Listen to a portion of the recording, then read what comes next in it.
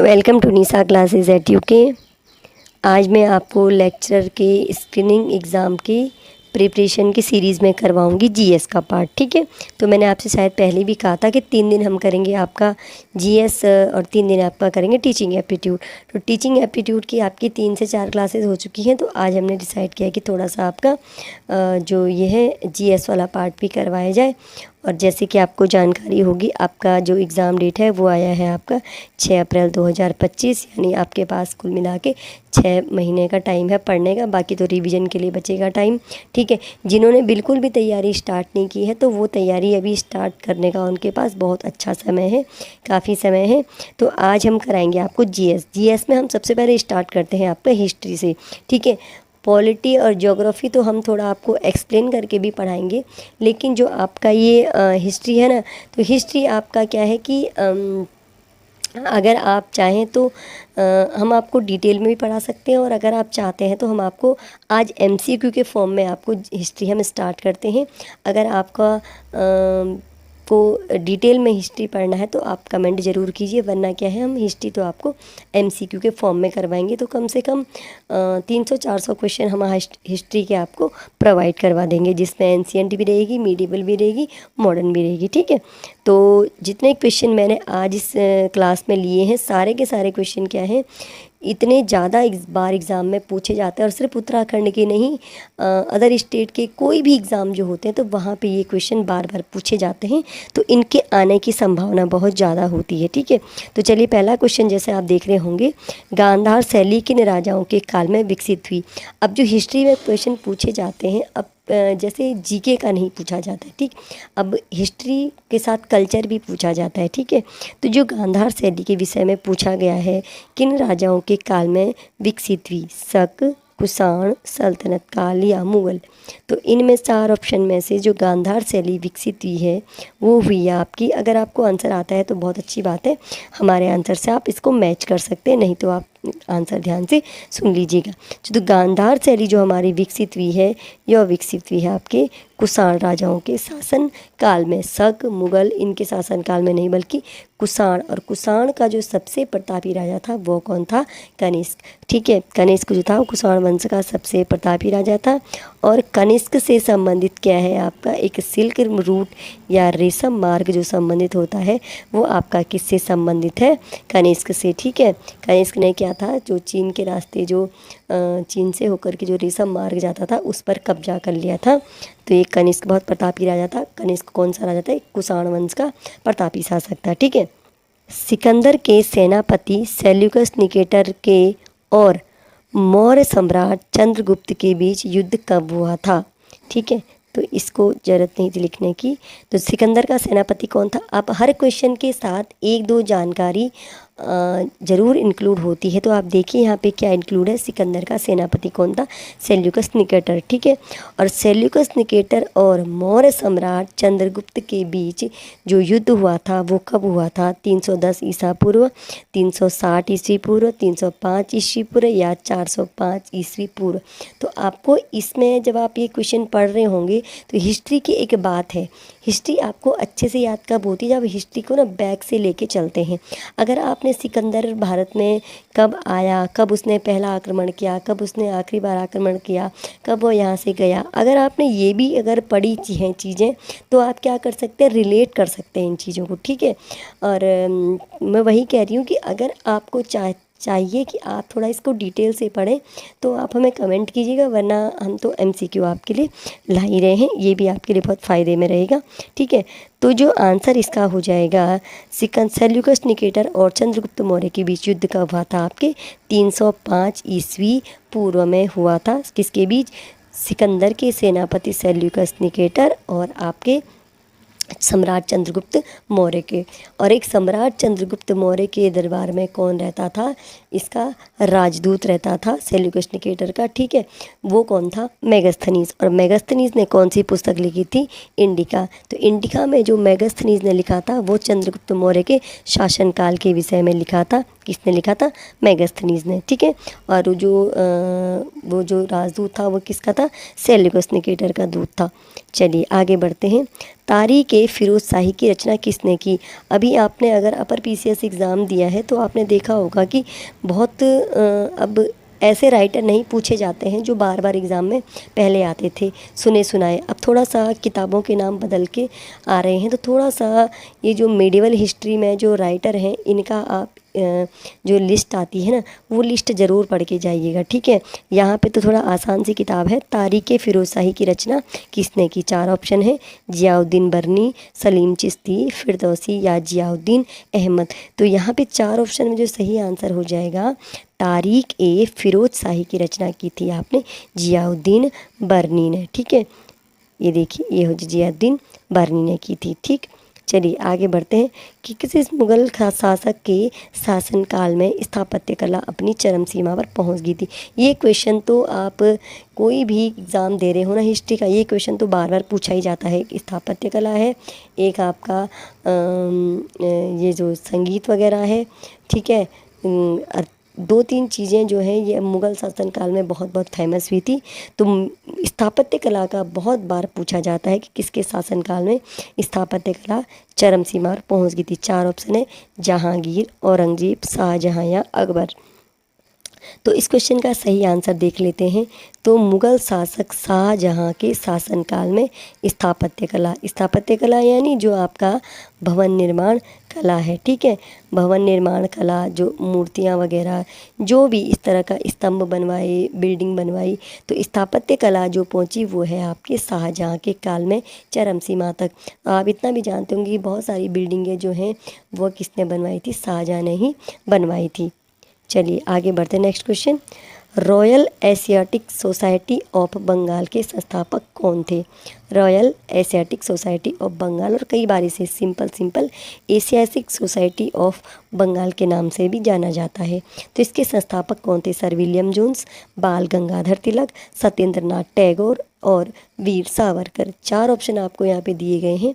तो इस क्वेश्चन का जो सही आंसर हो जाता है, एशियाटिक सोसाइटी ऑफ बंगाल के जो संस्थापक थे वो थे आपके सर विलियम जोन्स, ठीक है। और सर विलियम जोन्स ने एनी बेसेंट के साथ मिलकर के एक स्कूल की स्थापना की थी। अगर आपने पढ़ा हुआ है तो कमेंट में आप मुझे ज़रूर बताएंगे कि विलियम जोन्स ने कौन से स्कूल की, कौन से कॉलेज की स्थापना की थी, ठीक है। चलिए आगे बढ़ते हैं। मोहम्मद गौरी ने किस युद्ध में पृथ्वीराज चौहान को हराया। ये तो आप जानते होंगे कि मोहम्मद गौरी ने पृथ्वीराज चौहान के शासनकाल में भारत पर आक्रमण किया था। और मोहम्मद गौरी के पृथ्वीराज चौहान के साथ कितने युद्ध हुए थे, अगर आपको जानकारी होगी तो आप इस क्वेश्चन का बहुत अच्छे से आंसर लगा सकते हैं, क्योंकि ये एलिमिनेट टाइप करने के क्वेश्चन है, ठीक है। तो मोहम्मद गौरी और पृथ्वीराज चौहान के बीच 2 तराइन के युद्ध हुए थे। तो ये दोनों तो ऑप्शन से हट जाते हैं, पानीपत का युद्ध और हल्दी घाटी का युद्ध, ठीक है। अब बचते हैं हमारे पास 2। तो तराइन के प्रथम युद्ध और तराइन के द्वितीय युद्ध में ये कब हुए थे आपके 1191, 92 या 93, 94 के आसपास ये युद्ध हुए थे, ठीक है। तो जो तराइन का प्रथम युद्ध है इसमें तो पृथ्वीराज चौहान ने मोहम्मद गौरी को हराया, लेकिन जब तराइन का द्वितीय युद्ध हुआ था, शायद 1192 में हुआ था, इसमें मोहम्मद गौरी ने पृथ्वीराज चौहान को हरा दिया था, ठीक है। तो इस क्वेश्चन का जो सही आंसर हो जाएगा तराइन के द्वितीय युद्ध में। और जहाँ तक मुझे ध्यान है ये 1192 की बात है, ठीक। चलिए आगे बढ़ते हैं। कौन सा राजा हर चौथे वर्ष प्रयाग में अपना सारा धन दान कर देता था। कौन सा राजा दान करता था, पृथ्वीराज चौहान, हर्षवर्धन, चंद्रगुप्त मौर्य या अशोक। तो यहाँ पे 4 राजाओं के नाम दिए गए हैं। तो इस क्वेश्चन का जो सही आंसर हो जाता है, राजा हर्षवर्धन क्या करता था, हर चौथे वर्ष प्रयाग में अपनी समस्त धन संपत्ति दान कर देते थे। वो अपने पास कुछ जितना भी उनके कोष में जमा धन होता था वो क्या कर देते थे, हर चौथे वर्ष उसको दान कर दिया करते थे, ठीक है। चलिए आगे बढ़ते हैं। 20 क्वेश्चन मैंने इसमें लिए हैं और मोस्टली वही क्वेश्चन है जो एग्ज़ाम में फ्रीक्वेंटली पूछे जाते हैं, बार बार पूछे जाते हैं। ठीक, तो हम अपनी एक डिटेल तो अलग पढ़ते हैं, लेकिन एमसीक्यू के फॉर्म में हम मोस्टली उन्हीं को करवाते हैं जो एग्ज़ाम में बार बार पूछे जाने की जिनकी संभावना होती है। ठीक है, अगर आप बार बार इनकी तैयारी करेंगे तो आपको चीज़ें याद रह सकती हैं। चलिए आगे बढ़ते हैं। मध्यकालीन भारत में किस शासक ने सड़क निर्माण हेतु ख्याति प्राप्त की थी? मध्य भारत की बात हो रही है, मध्यकालीन भारत की। तो किस शासक ने सड़क निर्माण का काम बहुत ज़्यादा करवाया था? तो यहाँ पे 4 ऑप्शन है: अकबर, हुमायूं, इब्राहिम लोदी या शेरशाह सूरी। तो ये चारों जो राजा हैं ये क्या है? मध्यकालीन भारत के हैं। तो इसमें जो सबसे सही आंसर हो जाएगा वो आपका क्या हो जाता है? आंसर देख लेते हैं। आंसर आपका हो जाता है शेरशाह सूरी। और शेरशाह सूरी ने जो सबसे फेमस रोड का निर्माण कराया वह क्या कराया आपका? Grand trunk road. एग्ज़ाम में पूछ लिया जाता है, ग्रांड ट्रंक रोड का निर्माण किसने कराया था? आपका शेरशाह सूरी ने करवाया था। ठीक है, चलिए आगे बढ़ते हैं। और ये एक अभी कुछ टाइम पहले तक ये NH-1 के नाम से थी शायद। और इसका बहुत बार एग्जाम में पूछा जाता है कि जो ग्रांड ट्रंक रोड है राष्ट्रीय राजमार्ग संख्या किस पर है? तो इसको भी आप एक बार ज़रूर पढ़ लीजिएगा। हम जब ज्योग्राफी पढ़ेंगे या आपका इकोनॉमिक्स पढ़ेंगे सड़क वाला, तो आपको इस प्रकार के क्वेश्चन ज़रूर करवाएंगे। चलिए आगे बढ़ते हैं। वास्को डिगामा भारत में सबसे पहले कहाँ पहुँचा? वास्को डिगामा आया था भारत में, कब आया था? आपको सभी को पता होगा, वास्को डिगामा भारत पहुँचा था सन 1498 ईस्वी में पहुँचा था। ठीक है, तो वास्को डिगामा भारत पहुँचा। तो वास्को डिगामा भारत को कहा जाता है इसने भारत की खोज की। तो ठीक है, तो अब तो पहले तो सब यही पढ़ते थे कि भारत की खोज किसने की, लेकिन अब धीरे धीरे जो समय चेंज हो गया। अब ये कहा जाता है कि भारत कहीं खोया तो था नहीं, जो भारत को खोज किया, हाँ, वो भारत पहुंचा और पहुंचा था व्यापार करने के उद्देश्य से। ठीक है, तो भारत में वो सबसे पहले कहाँ पहुंचा? 4 ऑप्शन आपको दिए गए हैं: सूरत, कालीकट, गोवा या मद्रास। तो इस क्वेश्चन का जो सही आंसर आपको मिल जाता है, पहुंचा कब? 1498 ईस्वी में। और सबसे पहले पहुंचा आपके कालीकट में पहुंचा। ठीक है, कालीकट पहुंचा। कौन पहुंचा सबसे पहले? Vasco da Gama. और वास्को डिगामा को भारत में किसने पनाह दी, किसने क्या किया, ये बहुत डिटेल वाली चीज़ें हिस्ट्री की, कई बार ये चीज़ें पूछ ली जाती हैं। ठीक है, चलिए आगे बढ़ते हैं। मैं वही कह रही हूँ कि अगर आपको डिटेल से हिस्ट्री पढ़नी है, इस प्रकार के क्वेश्चन पढ़ने हैं, तो आप मुझे ज़रूर कमेंट कीजिएगा, हम उसी हिसाब की क्लास आपके लिए प्रोवाइड करवा देंगे। और अगर आपको लगता है कि MCQ सफिशिएंट है, हमने डिटेल पढ़ी हुई, तो आप इस तरह से भी पढ़ सकते हैं। फिर आगे बढ़ते हैं। भारत छोड़ो आंदोलन के समय पटना सचिवालय गोलीकांड की घटना कब घटी? भारत छोड़ो आंदोलन की घटना कब भी सबको जानकारी होगी। सन 1942 में क्या हुआ? भारत छोड़ो आंदोलन शुरू हुआ था। ठीक है, और शुरू कब हुआ था? 8 अगस्त 1942 को। अब यहाँ पर इसमें क्या हुआ? एक पटना सचिवालय गोलीकांड की घटना घट गई। तो हमें देखना है कि पटना सचिवालय गोलीकांड की घटना कब घटी। 4 ऑप्शन आपको हैं यहाँ पे: 8 अगस्त, 9 अगस्त, 11 अगस्त और 15 अगस्त। ठीक है, तो इसमें जो सही आंसर है वो हम देख लेते हैं। आपके 11 अगस्त 1942 को पटना सचिवालय गोलीकांड की घटना घटी थी। ठीक है, तो कई बार एग्जाम में ये पूछ लिया जाता है कि भारत छोड़ो आंदोलन कब शुरू हुआ था। बहुत नॉर्मल सा क्वेश्चन है, लेकिन कई बार ऐसा होता है ना कि हम बहुत अच्छा पढ़ने के चक्कर में बहुत बेसिक से क्वेश्चन छोड़ देते हैं। इसलिए जब भी पढ़ाई कीजिए तो क्वेश्चन को बेसिक से स्टार्ट कीजिए और हाई लेवल पे उसके बाद लेके जाइए। ठीक है, चलिए आगे बढ़ते हैं। किस ब्रिटिश कमांडर ने झांसी की रानी लक्ष्मीबाई को हराया था? ये कब की बात हो रही है झांसी की रानी लक्ष्मीबाई को हराने की? जब आपका 1857 का विद्रोह चल रहा था, तो उस समय बहुत सारी जगह पर क्या हुए? विद्रोह हुए। आपके इलाहाबाद में, झांसी में, कानपुर, मेरठ, दिल्ली, ठीक है, इन जगहों पर, जगदीशपुर बिहार में, इन जगहों पर क्या हुए? आपके विद्रोह के, ये एक पूरी लिस्ट आती है इनकी ना, इस प्रकार का एक टेबल बन के आता है कि कौन सी जगह पर विद्रोह हुआ, वहाँ पर नेतृत्व कौन कर रहा था और विद्रोह को किसने दबाया। तो ये एक लिस्ट बन के आती है। आपने कभी हिस्ट्री की जो भी बुक पढ़ी है, चाहे आप लूसेंट ही पढ़ रहे होंगे, तो वहाँ पर एक जो लिस्ट बन के आती है तो उसमें ये चीज़ें मेंशन रहती हैं, ठीक है, कि किसने हराया। तो आप जैसे अब झांसी का नेतृत्व कर रहा था आपका रानी लक्ष्मीबाई, तो रानी लक्ष्मीबाई को वहाँ पर किस ब्रिटिश कमांडर ने हराया था। 4 ऑप्शन है, कर्नल नील, ह्यूज रोज, आपका हडसन या डलहौजी। तो इस क्वेश्चन का आ जाएगा आपका ह्यू रोज ने हराया था झांसी की रानी लक्ष्मीबाई को। और ये कब की बात हो रही है, जब 1857 का विद्रोह चल रहा था। आगे बढ़ते हैं। स्वतंत्र भारत की अस्थायी सरकार की स्थापना सुभाष चंद्र बोस ने कहाँ की थी। स्वतंत्र भारत की अस्थायी सरकार बनाई थी, किसने बनाई थी, सुभाष चंद्र बोस ने। पहले तो ये क्वेश्चन ध्यान से पढ़ लीजिएगा। एक आंसर हमें यहाँ पे मिल गया कि जो स्वतंत्र भारत की अस्थायी सरकार बनाई थी वह बनाई थी सुभाष चंद्र बोस ने। अब उन्होंने अस्थायी सरकार की स्थापना कहाँ पर की थी। जापान, इटली, अफगानिस्तान या सिंगापुर।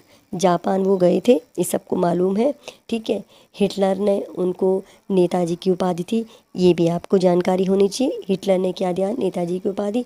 जापान में वो गए थे, यहाँ से भाग के गए जब वो, ठीक है। और उसके बाद अफगानिस्तान से तो ऐसा कोई रोल है नहीं, और सिंगापुर जहाँ जहाँ से सुभाष चंद्र बोस का रिलेशन है। तो इसका आंसर का जो सही आंसर हो जाता है, स्वतंत्र भारत की अस्थायी सरकार की स्थापना सुभाष चंद्र बोस ने की थी आपके सिंगापुर में, ठीक है। चलिए आगे बढ़ते हैं। गांधी जी द्वारा साबरमती आश्रम की स्थापना कब की गई। 1914, 1916, 1917, 1920। 4 ऑप्शन यहाँ पे दिए गए हैं कि गांधी जी ने साबरमती आश्रम की स्थापना कब की। एक तो इस क्वेश्चन का ऐसा बन जाता है कि साबरमती आश्रम कहाँ पे है, ठीक है, गुजरात में है, अहमदाबाद में साबरमती आश्रम, ठीक है। दूसरा, जो साबरमती आश्रम है इसकी स्थापना कब हुई, 1914, 1916, 1917 या 1920। तो इन 4 ऑप्शन में जो सही आंसर वो हो जाता है आपका 1916 में। तो साबरमती आश्रम की स्थापना गांधी जी द्वारा की गई सन 1916 में। फिर है विजयनगर जब साम्राज्य था, विजयनगर साम्राज्य के दौर में एक नवीन मंडप चलन में आया। अब ये नए नए क्वेश्चन चलन में आ रहे हैं ना, पहले वैसे एंशियंट हिस्ट्री बच्चे पढ़ते कम हैं, तो एंशियंट हिस्ट्री के क्वेश्चन बहुत ज़्यादा देखने को मिलती नहीं है। अब एंशियंट हिस्ट्री के क्वेश्चन कभी कभी ऐसे आ जाते हैं जो हमने बिल्कुल देखे नहीं हैं, तो हम क्या करते हैं कि जो अदर स्टेट में, अदर एग्ज़ाम में जो हिस्ट्री, एंशियंट हिस्ट्री के क्वेश्चन पूछे जा रहे हैं, हम उनको कलेक्ट करके आपको आपके पास ले आते हैं, ठीक है। तो ऐसा ही क्वेश्चन एग्जाम में पूछा गया है कि विजयनगर दौर में एक नवीन मंडप चलन में आया है, जिसे क्या कहा गया, संगीत मंडप, कल्याण मंडप, कला मंडप या महामंडप। तो जो सही आंसर इसका हो जाता है, जो बच्चे जानते हैं बहुत अच्छी बात है, जो नहीं जानते तो उनके लिए हम सही आंसर बता दें कि जो विजयनगर साम्राज्य के टाइम पे जो नवीन मंडप चलन में आया वो हो जाता है आपका कल्याण मंडप, ठीक है। चलिए आगे बढ़ते, नया क्वेश्चन। भारत की आज़ादी के समय भारतीय राष्ट्रीय कांग्रेस का अध्यक्ष कौन था। जब भारत आज़ाद हो रहा था, सन 1947 की बात है, तो 1947 के समय भारतीय राष्ट्रीय कांग्रेस का अध्यक्ष कौन था। अबुल कलाम आज़ाद, JB कृपलानी, जवाहरलाल नेहरू या सरदार पटेल।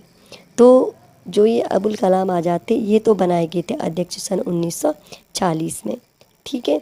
अब जो आंसर है इस क्वेश्चन का वो क्या है, जो सही आंसर है, आज़ादी के समय यानी 47 में, 15 अगस्त 1947 को भारतीय राष्ट्रीय कांग्रेस का अध्यक्ष कौन था, ये हो जाएगा आपका JB कृपलानी थे, ठीक है, JB कृपलानी थे। और जहाँ तक मुझे जानकारी है 1940 से 1946 तक अबुल कलाम आज़ाद क्या थे, कांग्रेस के अध्यक्ष रहे थे, और उसके बाद इनको बनाया गया JB कृपलानी को। एक बार आप ज़रूर इस चेक को चेक कर लीजिएगा, ठीक है।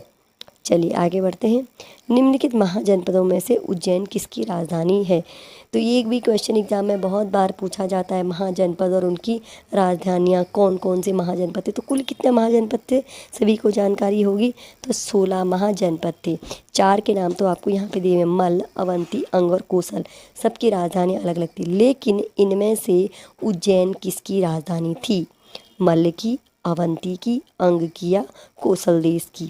तो इस क्वेश्चन का सही आंसर आपको बता देते हैं।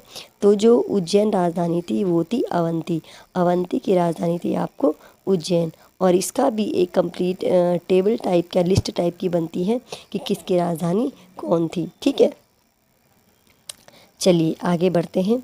1925 के कांग्रेस अधिवेशन के अध्यक्ष कौन थे? 1925 में जब कांग्रेस का अधिवेशन हुआ, उसका अध्यक्ष कौन था?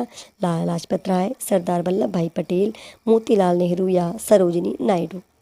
ठीक है, तो इन चार ऑप्शन में जो सही आंसर है वो है आपका सरोजनी नायडू। 1925 का जो कांग्रेस अधिवेशन होता है उसमें थी सरोजनी नायडू, और ये पहली भारतीय महिला थी जो कांग्रेस की अध्यक्ष बनी, पहली भारतीय महिला।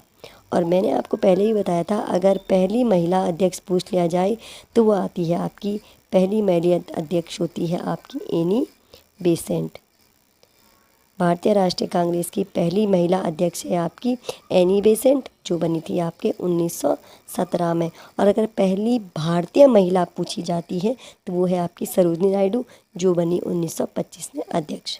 ठीक, याद रखिएगा इन चीज़ों को। आगे बढ़ते हैं। मिर्ज़ा गालिब किस सम्राट के शासनकाल में था? सभी जानते हैं मिर्ज़ा गालिब का नाम। अब ये देखना चाहेंगे कि वो किस शासक के शासनकाल में था। अकबर, बहादुर शाह द्वितीय, जहांगीर और अकबर द्वितीय। ये तो कन्फर्म है, ये मुगल काल में था। ठीक है, तो इन चारों राजाओं में वो किसके शासनकाल में था? तो वह था आपके बहादुर शाह द्वितीय के शासनकाल में, यानी मिर्ज़ा गालिब था बहादुर शाह द्वितीय के शासनकाल में। ध्यान रखिएगा इन चीज़ों का। ठीक है, एग्ज़ाम में पूछ लिए जाते हैं चीज़ें। किताबुल हिंद का लेखक कौन था? शायद इसका आंसर सभी जानते होंगे। किताबुल हिंद का लेखक कौन था? अमीर खुसरो, अलबरूनी, इब्न बतूता या हसन निजामी। तो इस क्वेश्चन का जो सही आंसर हो जाता है, किताबुल हिंद का लेखक आपका था अलबरूनी। सभी बच्चे शायद इसे जानते होंगे। और आज का जो लास्ट क्वेश्चन है वो क्या है कि निम्नलिखित में से कौन चिश्ती सूफी संत नहीं था? ख्वाजा मोइनुद्दीन, बाबा फरीदुद्दीन गंज ए सकर, निज़ामुद्दीन औलिया या शेख बहाउद्दीन जकारिया। तो इसमें जो आपने चिश्ती सिलसिला पढ़ा होगा, ये जो सूफी संत का जब एक चैप्टर आता है आपका हिस्ट्री में, तो उसमें चिश्ती सिलसिला, बहुत सारे सिलसिले आते हैं। ठीक है, तो उन्हीं में से एक चिश्ती जो उनके बारे में दिया गया है कि कौन कौन से चिश्ती सूफी संत थे। तो यहाँ पर 3 तो सूफी संत हैं चिश्ती के और एक नहीं है। तो सही आंसर हम देखेंगे तो जो शेख बहाउद्दीन जकारिया है ये आपका चिश्ती सूफी संत नहीं था, जबकि ख्वाजा मोइनुद्दीन, बाबा फरीदुद्दीन गंज ए शकर और निजामुद्दीन औलिया, ये तीनों क्या थे? आपके चिश्ती सूफी संत थे। तो आज का वीडियो आपको क्लास कैसी लगती है मुझे कमेंट करके ज़रूर बताइएगा, या तो लाइक कीजिएगा, तो हमें पता चल जाएगा कि आपको इस तरह की क्लास प्रोवाइड करानी है। तो मिलते हैं आपसे नेक्स्ट क्लास में।